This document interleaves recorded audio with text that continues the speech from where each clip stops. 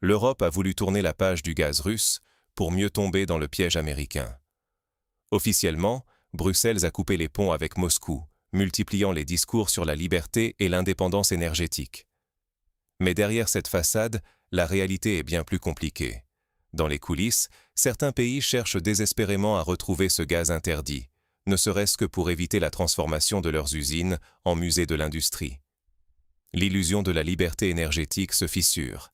Les stocks sont au plus bas, les factures explosent, et l'Europe découvre que la solution miracle du gaz naturel liquéfié américain est en fait une cage dorée.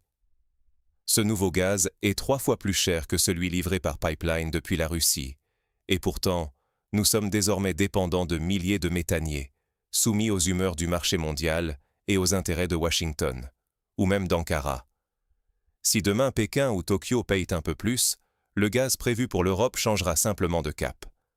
Les entreprises européennes, elles, perdent l'énergie 5 fois plus cher que leurs concurrentes américaines. Résultat, des géants industriels comme BASF ou Volkswagen plient bagages et investissent ailleurs, tandis que nos politiques continuent de vanter une indépendance qui n'existe plus. Au final, c'est notre pouvoir d'achat, notre emploi et tout notre modèle économique qui vacille. Alors, pourquoi cette quête d'indépendance s'est-elle transformée en piège économique? Plongeons ensemble dans l'histoire de cette impasse énergétique, ses causes et ses conséquences, dès maintenant. Tout a commencé par une promesse.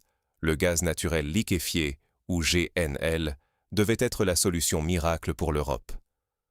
En 2022, alors que la Russie ferme peu à peu le robinet de ses gazoducs, les dirigeants européens jurent de ne plus jamais dépendre de Moscou pour leur énergie. L'objectif affiché est simple: assurer la sécurité énergétique du continent et protéger nos économies. Pour beaucoup, le GNL américain et qatari apparaît alors comme la bouée de sauvetage idéale.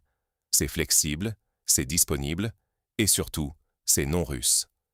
Mais derrière les discours rassurants, un autre piège se referme.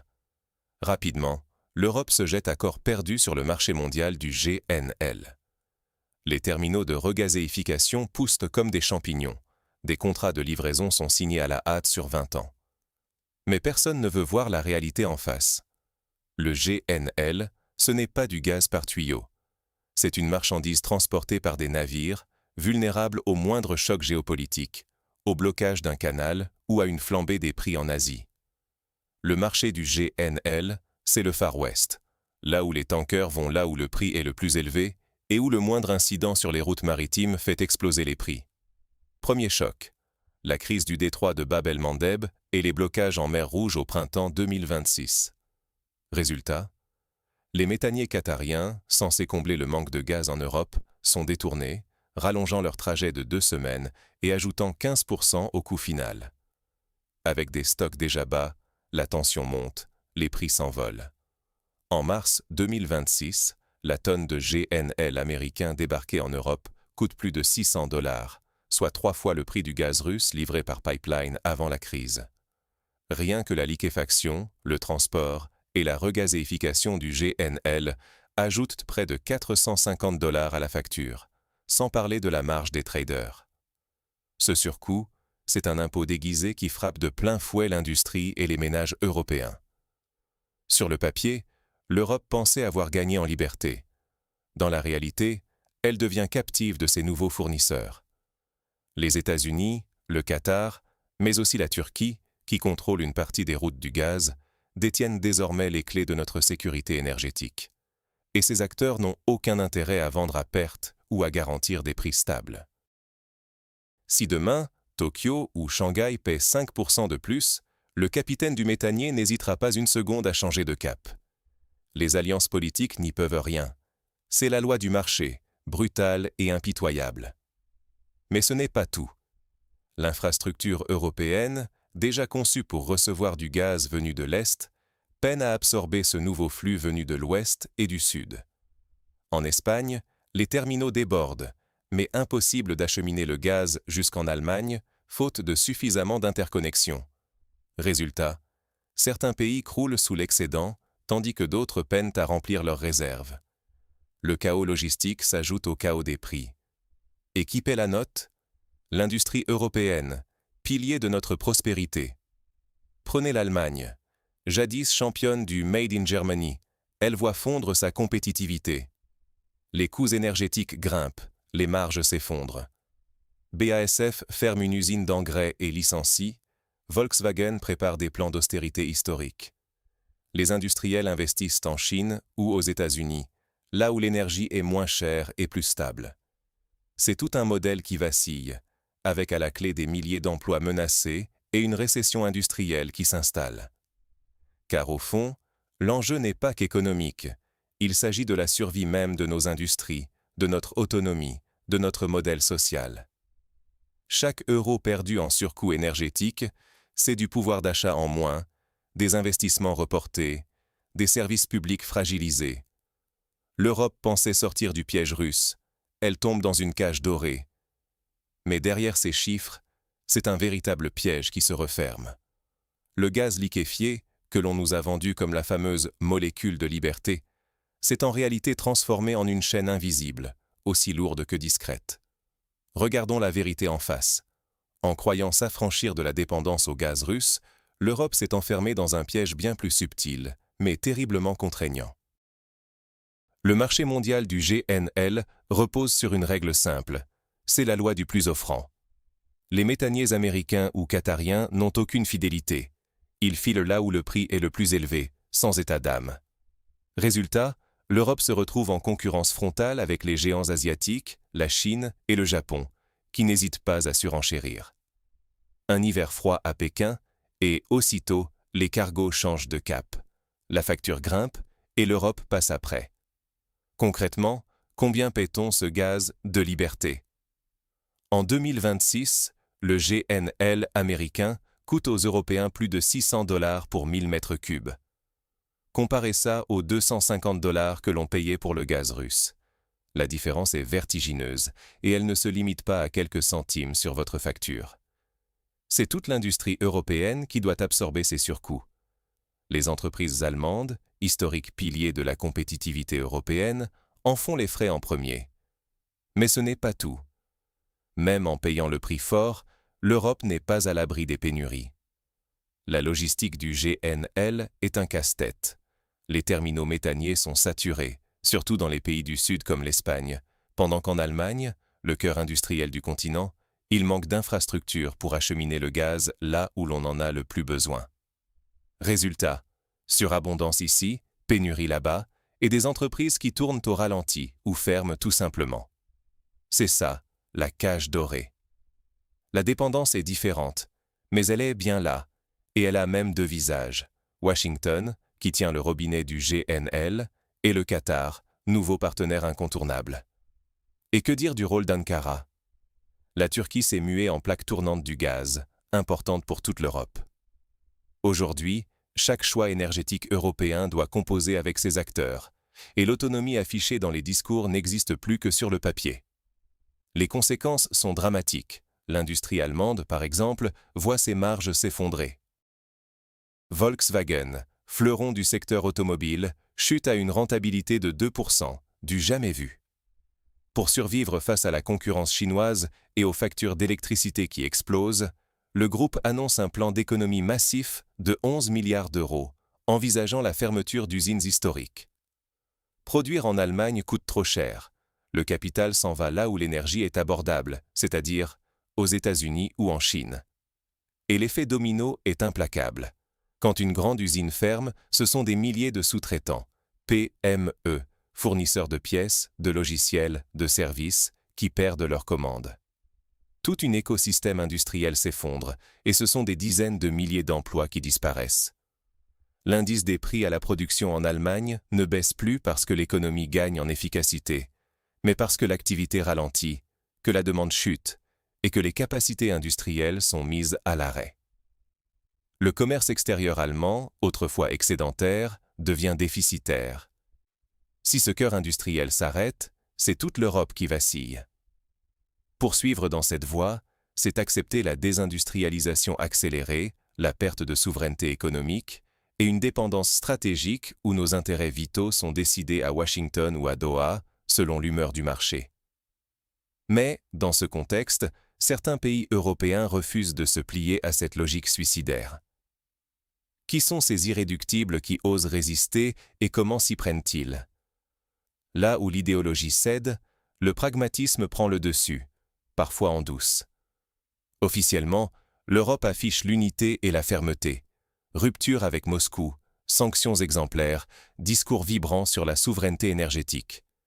Mais dans les coulisses, la réalité est bien différente. Lorsqu'il s'agit de ne pas laisser s'effondrer ses usines ou de chauffer ses foyers en plein hiver, certains pays n'hésitent pas à contourner les règles du jeu. Prenons l'Autriche et la Slovaquie. Malgré la pression de Bruxelles, ces deux pays ont discrètement prolongé leur contrat avec la Russie. Leurs dirigeants l'assument sans détour. Ils ne laisseront pas leur population devenir otage de la géopolitique. Les sanctions sur le gaz transitant par pipeline n'ont d'ailleurs jamais été votées à l'échelle européenne. Cette marge de manœuvre juridique alimente un bastion de pragmatisme qui, même s'il irrite les institutions européennes, reste intouchable. Le calcul est simple, sans gaz russe, l'industrie nationale s'arrête, la société vacille. Alors on maintient le robinet ouvert, même si c'est en chuchotant. Mais l'Autriche et la Slovaquie ne sont pas seules à jouer à ce double jeu.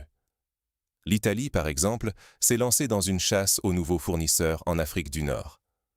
Officiellement, elle diversifie ses sources. Officieusement, elle ferme volontiers les yeux sur l'origine exacte du gaz qui lui parvient via un enchevêtrement d'intermédiaires et de sociétés écrans. Il suffit de changer l'étiquette du produit pour que tout rentre dans l'ordre administratif. La star incontestée de cette stratégie d'évitement, c'est la Turquie. En l'espace de quelques années, Ankara s'est imposée comme la véritable blanchisserie du gaz russe. Voici comment ça marche. Le gaz arrive de Russie, est injecté dans les gigantesques infrastructures turques, parfois mélangé à du gaz venu d'Azerbaïdjan ou de la mer Noire, puis ressort vers l'Europe estampillé « produit local » ou « surplus azéri ». Officiellement, Ankara exporte son propre gaz ou du gaz acheté aux États-Unis sous forme liquéfiée. Ces contrats mixtes offrent à la Turquie une couverture idéale, un alibi en béton. À partir de là, peu importe la provenance initiale. Une fois le gaz réinjecté dans les réseaux européens, il devient impossible à tracer. Les obligations imposées par Bruxelles, qui exigent désormais des preuves irréfutables du non-caractère russe du gaz importé, relèvent en pratique de la pure bureaucratie. Car, soyons honnêtes, une molécule de méthane russe n'a aucune différence avec une molécule azerbaïdjanaise ou américaine. La traçabilité, à ce niveau, est un mythe. Résultat, le grey import devient la norme, un secret de polichinelle partagé entre capitales européennes. Tout le monde y trouve son compte. Moscou garde ses recettes d'exportation, Ankara encaisse ses juteux droits de transit et se taille un rôle géopolitique clé. Bruxelles, de son côté, peut sauver la face devant l'opinion publique, afficher sa cohérence politique, mais garder ses industries sous perfusion de gaz, même si l'origine réelle est soigneusement maquillée. Ce système fragile repose sur l'opacité et l'implicite. Il suffit d'une crise d'approvisionnement, d'une fuite dans la presse ou d'un scandale juridique pour que tout l'édifice s'écroule. Mais au fond, toute cette ingénierie de contournement pose une question cruciale. Qui tient vraiment la laisse de l'économie européenne? Derrière le rideau du partenariat transatlantique se cache un transfert massif de puissance industrielle. Ce qu'on nous présente comme une alliance gagnant-gagnant masque en réalité un basculement historique, où l'Europe devient la grande perdante. Regardons de plus près. Pendant que les Européens célèbrent bruyamment leur liberté retrouvée vis-à-vis du gaz russe, Washington déroule le tapis rouge aux industries du vieux continent. Le plan est simple et redoutablement efficace. Les États-Unis offrent, via l'Inflation Reduction Act, des subventions colossales et des avantages fiscaux inédits aux entreprises qui acceptent de relocaliser leur production sur leur sol. Cerise sur le gâteau. Le gaz américain s'y vend 3 à 4 fois moins cher qu'en Europe. Résultat? C'est l'exode industriel.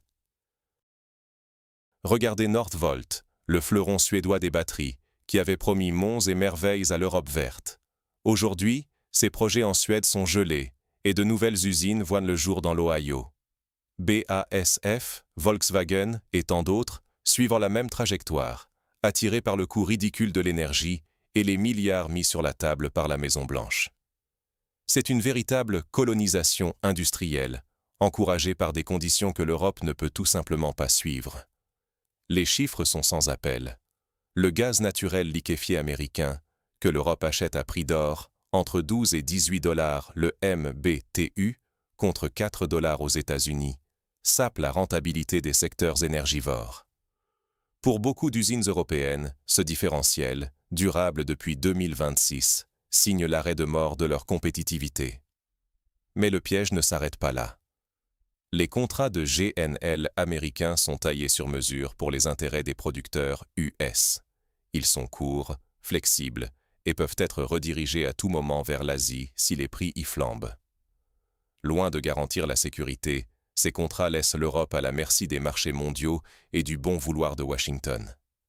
Si demain, les relations transatlantiques se tendent, ou si une nouvelle administration décide de revoir sa politique, l'Europe pourrait se retrouver sans énergie du jour au lendemain. Dans la réalité, l'Europe n'est plus un client privilégié, mais un marché captif, sans aucun levier de négociation. Les flux de gaz russes, eux, n'ont pas disparu. Ils transitent toujours, mais par des voies détournées. On change le pavillon sur le papier. En Turquie, en Inde, du gaz russe est mélangé à d'autres, puis repart vers l'Union européenne, officiellement dédouané de toute origine indésirable. Même procédé côté gazoduc. La Russie livre l'Azerbaïdjan, qui garde le sien pour l'Europe, via la Turquie. Résultat ? Les molécules restent les mêmes, seul le drapeau change. Bruxelles peut ainsi sauver la face, mais dans les faits, la dépendance persiste, simplement plus coûteuse, plus compliquée et bien plus risquée. Ce qui se joue, c'est une capitulation discrète du pragmatisme européen face au mur de la réalité économique. Les discours officiels vantent la solidarité transatlantique et la souveraineté retrouvée, mais dans les coulisses, les industriels transfèrent leurs sièges et leurs investissements de l'autre côté de l'Atlantique. On parle déjà, jusque dans la presse européenne, de colonisation silencieuse, alors que les entreprises se replient ou disparaissent et que le chômage menace des régions entières. Si l'Europe n'agit pas rapidement, le risque est immense. Perte durable de souveraineté industrielle, montée du chômage, déclin irréversible de notre économie. Les choix énergétiques d'aujourd'hui conditionnent notre pouvoir d'achat, la stabilité de nos emplois et notre capacité à peser sur la scène mondiale. Peut-on encore inverser la tendance ? Faut-il accepter ce nouveau balancier où l'Europe n'est plus qu'un terrain de jeu pour les grandes puissances énergétiques ? C'est la question à laquelle il faut répondre, et c'est justement ce que nous allons explorer dans la prochaine partie. Le temps des illusions est terminé. L'Europe doit choisir entre déclassement et pragmatisme. Face à la crise énergétique, le continent s'est voulu exemplaire, promettant la rupture totale avec le gaz russe. Mais derrière les discours officiels et les sanctions, la réalité s'impose. L'Europe n'a jamais autant dépendu de sources extérieures et sa liberté énergétique n'a jamais été aussi fragile. En se détournant du gaz russe, l'Union européenne a sauté dans une nouvelle dépendance, cette fois envers le gaz naturel liquéfié américain, bien plus cher et soumis à la volatilité géopolitique de Washington. Et ce n'est qu'une partie de la vérité. Car, pour sauver son industrie, l'Europe a dû multiplier les contournements. Importation grise via la Turquie, combinant du gaz russe mélangé à d'autres origines pour contourner les sanctions. Contrat gazier transitant par l'Azerbaïdjan, où les molécules changent de passeport sur le papier, mais pas dans la réalité. En mars 2026, 14 cargaisons issues des terminaux turcs ont ainsi été discrètement accueillies dans nos ports, tandis que le gaz russe continue d'abonder les caisses du Kremlin à hauteur de près d'1 milliard d'euros, rien que pour le mois de février. Cette capitulation silencieuse, révélée dans les coulisses du dernier Conseil européen, n'est pas qu'un jeu de dupes diplomatiques. C'est surtout le reflet d'une impasse. L'Europe doit choisir, non plus entre éthique et confort, mais entre survie industrielle et déclin. Les dirigeants d'Europe centrale l'ont affirmé sans détour. Si rien ne change, si le gris n'est pas légalisé, la prochaine vague de froid pourrait plonger nos économies dans la récession. Le choix, pourtant, n'a jamais été aussi clair, ni aussi cruel. Soit l'on persiste dans une posture morale, au risque de voir nos usines fermées, nos emplois partir à l'étranger, notre pouvoir d'achat s'effriter, et notre modèle social vaciller. Soit on assume un pragmatisme ouvert, quitte à reconnaître publiquement ce que l'on pratique déjà en coulisses. L'Europe ne peut pas, du moins pas encore, tourner le dos au gaz russe sans un prix économique et social insoutenable. Aujourd'hui, les chiffres parlent d'eux-mêmes. À la mi-mars 2026, l'UE est toujours le premier client du gaz naturel liquéfié russe, absorbant 49% des exportations de Moscou. Le gaz américain, 3 fois plus cher, étouffe la compétitivité de l'industrie européenne, provoquant délocalisation et fermeture. L'Allemagne, jadis géant industriel, se résigne à voir une partie de sa chimie et de son automobile migrer vers les États-Unis et la Chine. Les stocks de gaz européens sont descendus à 28%, un niveau critique, et les prix flambent, menaçant la stabilité de l'emploi, la croissance et notre quotidien. Mais au-delà des chiffres, c'est un choix de civilisation.